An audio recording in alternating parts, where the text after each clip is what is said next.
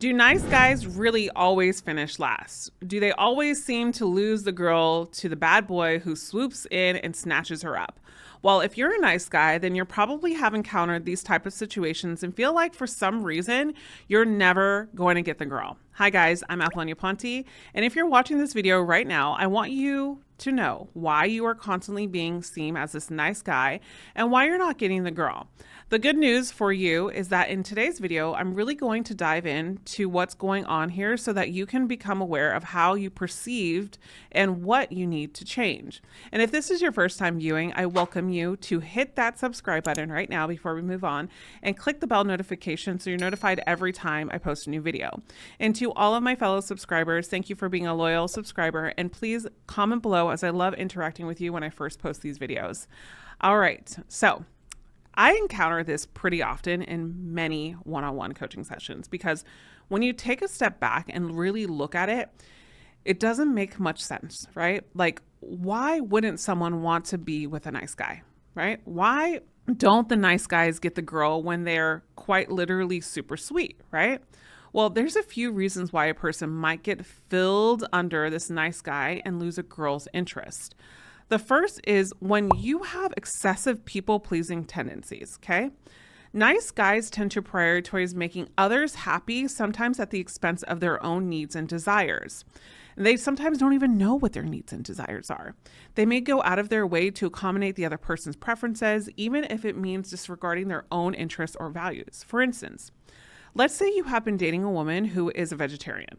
Despite being a meat lover yourself, someone who spends a ton of time grilling, barbecuing, and preparing delicious steaks, you start avoiding meat altogether and even pretend to enjoy vegetarian meals, all in an attempt just to please her. While yes, it's great to be open-minded and make compromises in a relationship or when you're dating, pretending to be someone you're not or suppressing your own wants or preferences can lead to a lack of authenticity and ultimately breeds resentment, okay? Another example could be a nice guy who always says yes to every request or favor from a woman, even when they're already stretched thin or have your own commitments.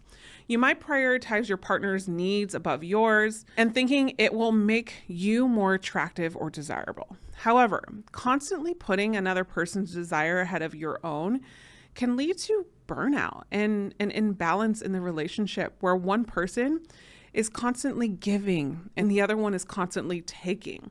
And this can lead to more resentment on your part, but it can also make the woman start to understand that you're trying to be someone you're not, which obviously creates a disconnect that leads to a decrease in attraction. And by the way, people pleasing can also involve avoiding conflict at all costs. Nice guys tend to tiptoe around sensitive topics or suppress their true feelings to maintain harmony in their relationships. So for example, if you disagree with a woman on a certain issue, you might keep quiet or downplay your own opinion to avoid potential arguments or disagreements. However, this lack of assertiveness and open communication can really damage attraction as well as hinder the growth and authenticity in the relationship, as unresolved conflict tends to build up over time. And when a woman recognizes that you have a lack of assertiveness, it shows her that you have a lack of self-confidence. If you're familiar with this channel, then you know how important it is to have a solid sense of self-confidence if you want to attract a woman, right? Guys that women see as nice guys often really struggle with this. Sometimes it's because they don't want to be negative or come across as pushy, demanding, or selfish, because sometimes it comes from a place of fear of rejection and not being settled in who they really are. But when a woman sees this, it makes the guy look like a standoffish or being indecisive, which makes him less attractive as a potential partner. And more importantly, guys that lack self-confidence tend to really have a hard time being assertive and going after their romantic interests. For example, you might find that if you're the nice guy mentally, right, you hesitate to show interest in a woman, intent, because you don't want to potentially make her uncomfortable for some reason, and you don't believe that intent is a lawful purpose. Like you feel like you're going to become creepy because you don't own your own sexuality. So a man owning his sexuality means that he can show interest in a woman off the bat and being composed with it. And she might be totally into you in that moment. I mean, I can't tell you how many times I've literally seen quote unquote nice guys have crushes on women he knows, but never really gather the courage to ask her out on a date. They might overthink every interaction, doubt their own worthiness, and assume the woman wouldn't be interested. Guys, owning who you are and coming from confidence is such a game changer for your life and getting out of the nice guy syndrome and really connecting with who you are as a person and stop living behind a shield of what other people perceive of you or of a fear, okay? So as you can see, this lack of self-confidence can lead to missed opportunities. And I've also seen nice guys really struggle with self-doubt when it comes to their own qualities and achievements. They think that they need more, or they need to be perfect. They may underestimate their own value and believe they are not deserving of love or affection subconsciously, and they might self-sabotage in this way because they aim for perfectionism, which perfectionism is not true, and you can never get to it. So they're actually chasing a mysterious illusion. And the problem here is that this mindset can create self-fulfilling prophecy where they lack self-confidence and affects their interactions with potential partners, leading to fewer opportunities or unsuccessful outcomes with women, of course. Additionally, a lack of self-confidence manifests into tendency to seek validation from women. So nice guys can sometimes rely really heavily on external validation to feel good about themselves and their desirabilities, let's say. They may constantly seek reassurance from their partners, fishing for compliments or constantly asking if they're good enough, or really just staying in their comfort zone and not testing their limits and really getting out of that comfort zone. And these behaviors become draining for their partners and get off the impression of insecurity, neediness, and no ambition, which again is super unattractive. Now, while these are the main pitfalls behind why nice guys finish last, I wanted to take this video as an opportunity to shed light on some other factors that a lot of people don't really think about. Okay. But before we do that, I just want to take a moment and say, welcome to all of my subscribers that are loyal subscribers. Please comment below, as I love interacting with you when I first post this video. And if you are new to this channel, click that subscribe button and the bell notification so you're notified every time I post a new video. Now let's go into the other factors I was talking about. A lot of the guys I work with keep getting stuck in that position because they won't step outside of their comfort zone. Comfort zone is the biggest thing I do, and it's actually one of my biggest weeks of my program called the Algorithm of Attraction Group Coaching. I challenge men on the first week to get out of their comfort zone, which is so important because this is where you have true change. See, the comfort zone is like a cozy bubble where everything feels safe and familiar. It's where you stick to what you know and avoid taking risks. But here's the thing, guys. Dating often requires venturing beyond that cozy bubble and trying new things, and life as well. When you stay within your comfort zone, you may end up playing it safe and missing out on potential connections and really great women. And maybe you always hang out with the same group of friends that don't bring you any value to your life. You might go to the frequent same places, engage in the same activities. While it's comfortable, it can be totally limit to your exposure of new people and experiences. For example, if you're always go to the same coffee shop and never venture out to a different social setting, you're likely to meet the same types of people repeatedly. Stepping out of your comfort zone means trying new places, attending different events, or even exploring online dating platforms if you want. By doing so, you open up your range to be wider of potential partners and increase your chances to finding a match.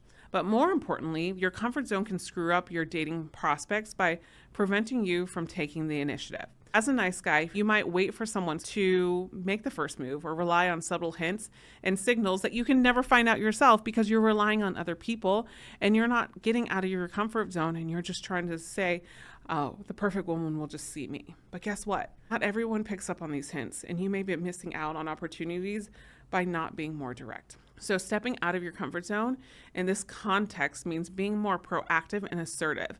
If you're interested in someone, muster up the courage to ask them out, to express what you would like to talk to them about, or ask them out for coffee. Rejection might be sitting a little bit as a hurt for you in the dating game, but guess what?